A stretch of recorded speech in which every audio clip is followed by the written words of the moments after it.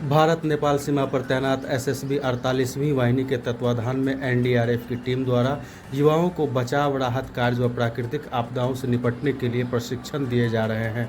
इस दौरान मंगलवार को पिपरौन एसएसबी कंपनी कार्य क्षेत्र के दिघिया टोला बीओपी में एसएसबी कमांडेंट के नेतृत्व में एनडीआरएफ 9 बटालियन बिहटा पटना की टीम द्वारा 2 दिवसीय बाढ़ राहत कार्य, तैराकी व अन्य प्राकृतिक आपदाओं से निपटने के लिए 2 दिवसीय प्रशिक्षण शिविर का आयोजन किया गया, जिसका विधिवत उद्घाटन एसएसबी 48वीं वाहिनी जयनगर के commandant Govind Singh Bhandari, CO Reena Kumari, NDRF के inspector Amit Kumar, assistant commandant Paras Rathi, company incharge inspector Sunil Dutt, Dighiya BOP incharge SI Kapil Kumar Saharan, मुखिया प्रतिनिधि बिल्टू प्रसाद महतो, रंजीत ठाकुर, मुन्ना साफी आदि गणमान्य लोगों के द्वारा कार्यक्रम का उद्घाटन दीप प्रज्वलित कर किया गया। उसके बाद प्रशिक्षण कार्यक्रम का उद्घाटन फीता काटकर किया गया। कार्यक्रम में कमांडेंट ने कहा कि एसएसबी सीमा पर सुरक्षा के साथ साथ सेवा बंधुत्व की भावनाएं भी रखती है। यह हमारा गाइडलाइन है। भारत सरकार के निर्देश पर एसएसबी द्वारा समय समय पर सामाजिक चेतना अभियान चलाए जाते हैं। सीमावर्ती युवाओं को तैराकी और बाढ़ राहत कार्य के प्रशिक्षण दिए जा रहे हैं। प्रशिक्षण के उपरांत प्रमाण पत्र भी दिए जाएंगे। मॉर्निंग, जय हिंद सभी को। Respected Shri Govind Singh Bhandari commandant sir, CO ma'am, अधिकारीगण, अधीनस्थ अधिकारीगण, जनप्रतिनिधिगण, प्रेस मीडिया, भाई बंधु, अपने प्यारे जवानों, मैं इंस्पेक्टर अमित कुमार 9वीं वाहिनी राष्ट्रीय आपदा मोचन बल से हूँ और हम आज अपनी पूरी टीम की ओर से आप सभी का जो इस 2 दिन का ट्रेनिंग प्रोग्राम है इसमें आप सभी का हार्दिक स्वागत है, मैं अभिनंदन करता हूँ।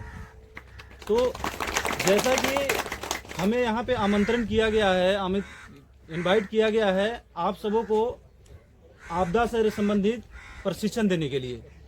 तो मेनली मुख्य रूप से हम सभी को पता होगा कि आपदा क्या है। कोई बता सकता है आपदाएं क्या होती है?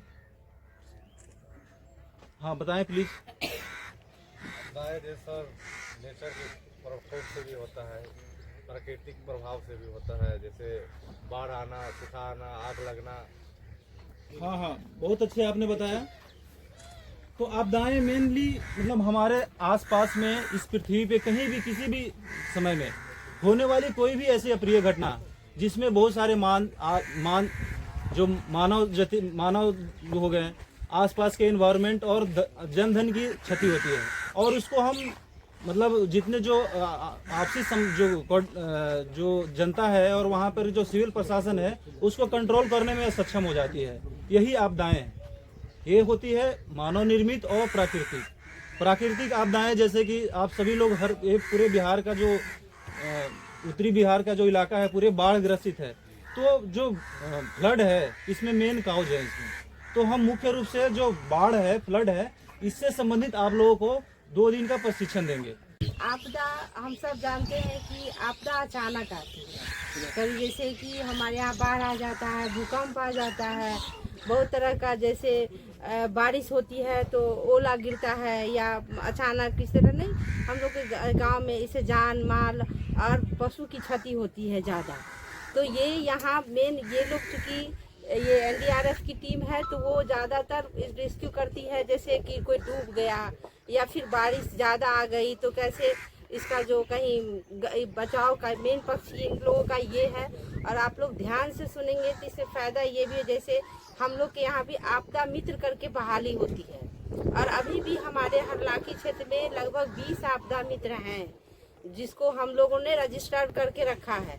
अब जैसे कि अचानक बाढ़ आ जाए यहाँ तो बाढ़ आएगा तो ये तो पर्टिकुलर किस जगह पे आएगा ये हम लोग को थोड़ा सा आइडिया होता है कि फना जगह पर आएगा।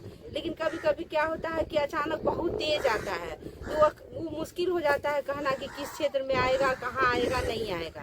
तो ऐसे आप लोग के बिना सहयोग के हम लोग प्रशासन का हो या किसी भी कोई भी योजना हो या फिर कोई भी आपदा हो उसमें निपटना बिना आपके सहयोग से संभव नहीं हो पाता है।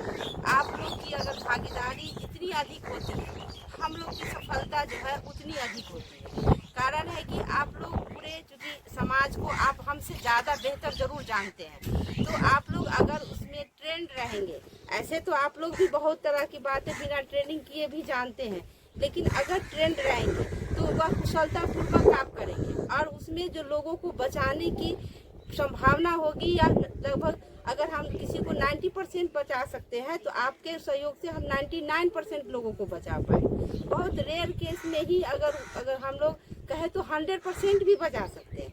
तो ये चीज़ें हैं, अगर आप लोग सुनेंगे, ट्रेनिंग लेंगे अच्छे से, तो आप लोग कुशल दक्ष हो जाएंगे इस चीज़ों के लेके, और टेक्निकली भी और शारीरिक रूप से भी, दोनों चीज़ों से आप लोग उस चीज़ों को करने में 100% सक्षम हो जाएंगे, जिससे आप लोग की भागीदारी भी सुनिश्चित होगी।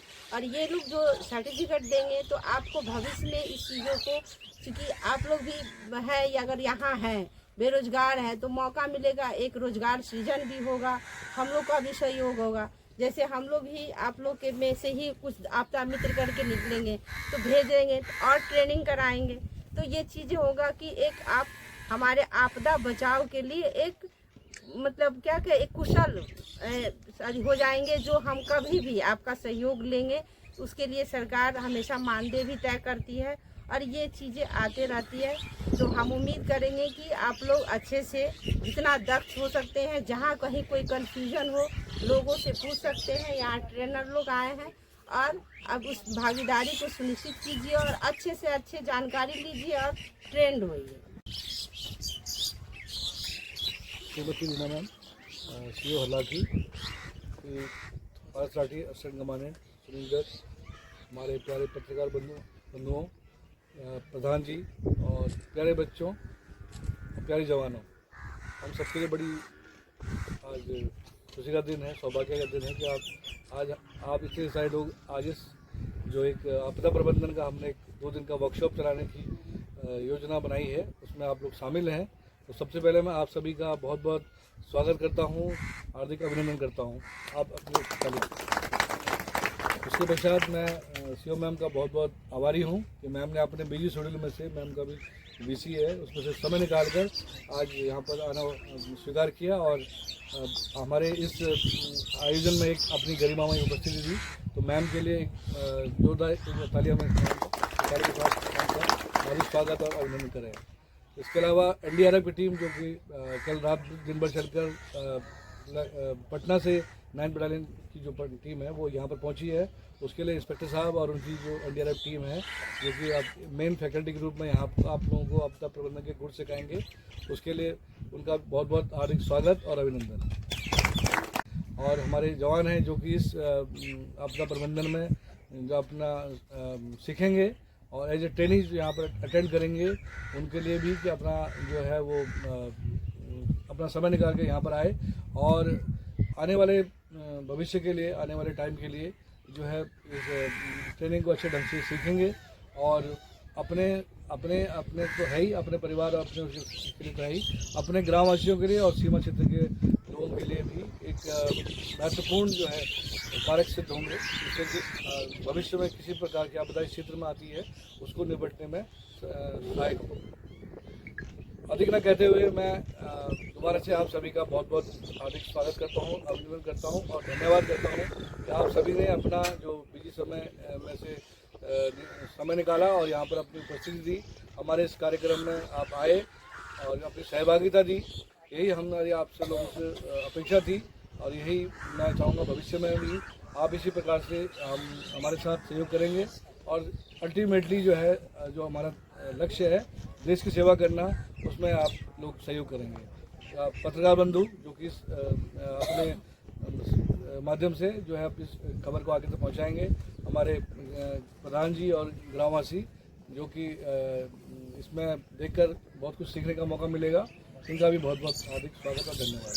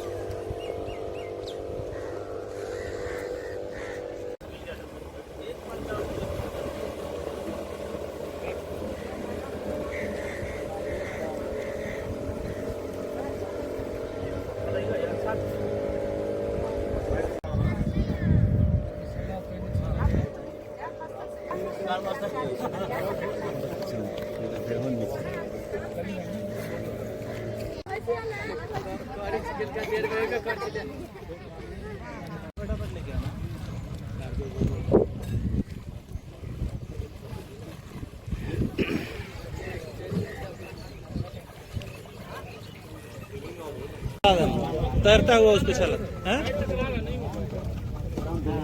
सर। और सर हम कहीं फंस गए सर, तो उसके लिए हम 2 डब्बा को नारियल की रस्सी चाहे किसी भी रस्सी से बांध कर और हम एक जगह से दूसरे जगह जो नॉन स्विमर है वो जा सकते हैं सर आसानी से। ऐसा बहुत सारा राफ्ट है सर जो कि घर में आराम से ऐसे थोड़ा सा नीचे